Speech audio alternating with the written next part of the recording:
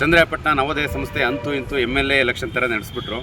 ಆದರೆ ಒಂದೇನಪ್ಪ ದುರಂತ ಅಂದರೆ ಈ ಸಂಸ್ಥೆ ಕಟ್ಟಿದವರು, ಅಂದರೆ ಈ ಸಂಸ್ಥೆಗೆ ದಾನ ಮಾಡಿದವರು, ಆರ್ಥಿಕವಾಗಿ ದಾನ ಮಾಡಿದವರು, ಈ ಬಿಲ್ಡಿಂಗ್ ಕಟ್ಟಿದಂಥ ಮೂರು ಫ್ಯಾಮಿಲಿ, ಆ 3 ಫ್ಯಾಮಿಲಿಯಲ್ಲಿ ಒಂದು ಫ್ಯಾಮಿಲಿನ ಹೀನಾಯವಾಗಿ ಸೋಲಿಸಿದ್ದಾರೆ. ಈ ಸೋಲು ಏನಾಗಿದೆ ಅಂದರೆ ಚಂದ್ರಾಯಪಟ್ಟಣದ ಈ ನವೋದಯ ಶಿಕ್ಷಣ ಸಂಸ್ಥೆಯಲ್ಲಿರೋಂಥ ಅಷ್ಟು ಜನ ಸದಸ್ಯರು ತಲೆ ತಗ್ಗಿಸುವಂಥ ಸಂಗತಿ. ಈ ಸಂಸ್ಥೆನ ಅವರೇ ಕಟ್ಟಲಿಲ್ಲ ಅಂದಿದ್ರೆ, ಅವ್ರ ಸಂಸ್ಥೆ ಕಟ್ಟಿ ಸಾವಿರಾರು ಜನ ವಿದ್ಯಾರ್ಥಿಗಳಿಗೆ ವಿದ್ಯಾಭ್ಯಾಸಕ್ಕೆ ಅವಕಾಶ ಕಲ್ಪಿಸ್ತಿಲ್ಲ ಅಂದರೆ ನಾವೆಲ್ಲ ಎಲ್ಲಿ ಮೆಂಬರ್ ಆಗ್ತಿದ್ದೋ ಅನ್ನೋದು ಯೋಚನೆ ಮಾಡೋಂಥ ಒಂದು ವಿವೇಕನಾರು ಇರಬೇಕಿತ್ತ ಬೇಡವೋ ಅಂತ ವಿವೇಕ ಕಳ್ಕೊಂಡಿದ್ದಾರೆ. ಯಾವ ರೀತಿ ಓಟ್ ಹಾಕಿದ್ದಾರೆ ಅಂತ ಜನಗಳು ಮಾತಾಡ್ತಾ ಇದ್ದಾರೆ. ಎಷ್ಟೋ ಜನ ಹಣ ಕೊಟ್ಟರು ಅಂತಾರೆ, ಬಿರಿಯಾನಿ ಕೊಟ್ಟರು ಅಂತಾರೆ, ಡಾಬಾಗಳಲ್ಲಿ ಪಾರ್ಟಿ ಮಾಡಿದ್ರು ಅಂತಾರೆ, ಗುಂಡು ತುಂಡು ಪಾರ್ಟಿಗಳು ಮಾಡಿ ಎಲೆಕ್ಷನ್ನ ಮಾಡಿದ್ರು ಅಂತ ಇದ್ದಾರೆ. ಇದು ಸತ್ಯಕ್ಕೆ ಹತ್ತಿರವಾಗಿರ್ಬೋದು, ಆದರೆ ಯಾವುದೇ ರೀತಿ ಪ್ರೂಫ್ ಇಲ್ಲ. ಯಾಕೆಂದರೆ ರಾತ್ರಿ ಹೊತ್ತು ನಡೆಯೋದನ್ನು ಯಾರ ಕೈಗೆ ಸಿಗ್ತಾರೆ. ಆದರೆ ಒಬ್ಬ ಸಂಸ್ಥೆಯ ಸಂಸ್ಥಾಪಕ ಕುಟುಂಬನ ಸೋಲಿಸಿದಾರಲ್ಲ, ಇದರಂಥ ದುರಂತ ಮತ್ತೊಂದಿಲ್ಲ. ಯಾವುದೇ ಒಂದು ಸಂಸ್ಥೆ ಕಟ್ಟಬೇಕಾದ್ರೆ ಅದ್ರ ಶ್ರಮ ಎಷ್ಟಿರುತ್ತೆ.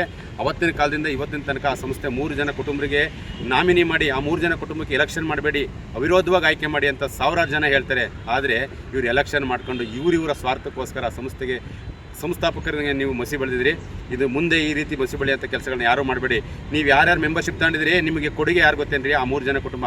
ನರಸಣ್ಣ ಇರ್ಬೋದು, ಶ್ರೀನಿವಾಸ ಅಯ್ಯಂಗಾರ್ ಇರ್ಬೋದು, ಸಂಜಯ್ ಶೆಟ್ಟರ್ ಕುಟುಂಬ. ಆ ಕುಟುಂಬನೇ ಸಂಸ್ಥೆ ಕಟ್ಟಲ್ಲ ಅಂದ್ರೆ ನೀವೆಲ್ಲ ಎಲ್ರಿ ಮೆಂಬರ್ ಆಗ್ತಿದ್ರಿ?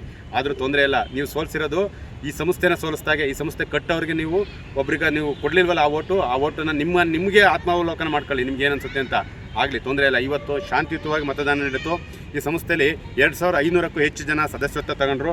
ಅದರಲ್ಲಿ 2188 ಜನ ಬಂದು ಮತದಾನ ಮಾಡಿದ್ದಾರೆ. ಅದರಲ್ಲಿ 79 ಮತದಾನ ಕುಲಗೆಟ್ಟ ಮತದಾನ. ಅಂದರೆ ನಿಮಗೆ ಮತದಾನ ಮಾಡೋಕ್ಕೆ ಬರೋಲ್ಲ, ನೀವೆಲ್ಲ ಯಾಕೆ ಮೆಂಬರ್ಶಿಪ್ ತರ್ತೀರಿ? 79 ಕುಲಗೆಟ್ಟ ಮತದಾನ ಅಂದರೆ ನಿಮಗೆ ಮತದಾನದ ಯಾವ ರೀತಿ ಮಾಡಬೇಕು, ಎಷ್ಟು ಜನ ನಿಂತಿದ್ದಾರೆ, ನಾವು ಎಷ್ಟು ಓಟ್ ಹಾಕಬೇಕು ಅನ್ನೋದನ್ನ ತಿಳ್ಕೋಬೇಕು ತಾನೆ. ಅಂತ ತಿಳ್ಕೊಳ್ದೇನೆ ಥರನ ಯಾರೋ ತಂದು ಮೆಂಬರ್ಶಿಪ್ ಮಾಡಿಸಿ ಅವ್ರಿಗೆ ಓಟ್ ಹಾಕ್ಸ್ಕೊಳ್ಳೋಕ್ಕೋಸ್ಕರ ಗುಂಡು ತುಂಡು ಕೊಟ್ಟು ಇಟ್ಕೊಂಡಿದ್ದಾರೆ. ಇಂಥವ್ರನ್ನೆಲ್ಲ ಡಿಸ್ಕ್ವಾಲಿಫೈಡ್ ಮಾಡಬೇಕು. ಯಾರು ಓಟ್ ಹಾಕೋಕ್ಕೆ ಬರುತ್ತೆ, ಯಾರು ಶಿಕ್ಷಣವಂತರಿದ್ದಾರೆ, ಯಾರಿಗೆ ಒಂದು ಪರಿಜ್ಞಾನ ಇರುತ್ತೆ ಸಂಸ್ಥೆ ಬಗ್ಗೆ, ಅಂಥವ್ರನ್ನ ಓಟ್ ಹಾಕೋನ್ನ ಮಾಡಿ. ಮುಂದೆ ದಯವಿಟ್ಟು ಇಂಥ ಸಂಸ್ಥೆಗೆ ಉತ್ತಮರನ್ನು ಆಯ್ಕೆ ಮಾಡಿದ್ದೀನಿ. 13 ಜನ ನಿರ್ದೇಶಕರಾಗಿದ್ದೀರಿ. ಇನ್ನು ಮುಂದೆ ಇದು ಎಲೆಕ್ಷನ್ ನಡೆದಿದ್ದು ಅಷ್ಟೇ ಮುಗಿಲಿಲ್ಲ, ಇನ್ನು ಮುಂದಕ್ಕೆ ನಡೆಯೋದು ತುಂಬ ಮಹತ್ತರವಾದ ಕೆಲಸ. ಯಾಕೆ ಸಂಸ್ಥೆಗೆ ಒಬ್ಬರು ಅಧ್ಯಕ್ಷರಾಗಬೇಕು, ಕಾರ್ಯದರ್ಶಿಗಳಾಗಬೇಕು, ಖಜಾಂಚಿಗಳಾಗಬೇಕು. ಇದಕ್ಕಿಂತ ಯಾವ ನಿರ್ದೇಶಕರು ಎಷ್ಟೆಷ್ಟು ಡೀಲ್ ಮಾಡ್ತಾರೋ, ಯಾವ್ಯಾವ ರಾಜಕಾರಣಿ ಮನೆ ಬಾಗಿಲಿಗೆ ಹೋಗ್ತಾರೋ ಗೊತ್ತಿಲ್ಲ. ನಿಮ್ಮನ್ನು ಆಯ್ಕೆ ಮಾಡಿದಾರಲ್ಲ ಆ ಸದಸ್ಯರುಗಳನ್ನ ಕೇಳಿ, ನೀವು ಒಕ್ಕೂರಿನಿಂದ ಎಲ್ಲರೂ ಅಣ್ಣ ತಮ್ಮ ರೀತಿ ನೀವು ಒಂದು ಕಮಿಟಿ ಮಾಡ್ಕೊಳ್ಳಿ. ಅಧ್ಯಕ್ಷರನ್ನ ಆಯ್ಕೆ ಮಾಡೋದಾಗಲಿ, ಕಾರ್ಯದರ್ಶಿನ ಆಯ್ಕೆ ಮಾಡೋದಾಗಲಿ, ನೀವು ಮತ್ತೆ ಅಲ್ಲಿ ಕುದುರೆ ವ್ಯಾಪಾರಗಳು ಮಾಡ್ಕೊಂಡು ಮತ್ತೆ ನೀವು ಅಲ್ಲಿ ದುಡ್ಡು ಹಾಕೊಂಡು ಈ ಸಂಸ್ಥೆ ಹಾಳು ಮಾಡೋಂಥ ಕೆಲಸ ಮಾಡಬೇಡಿ ಅಂತ ನಾನು ಈ ಮೂಲಕ ತಮ್ಮಲ್ಲಿ ಮನವಿ ಮಾಡ್ತೇನೆ.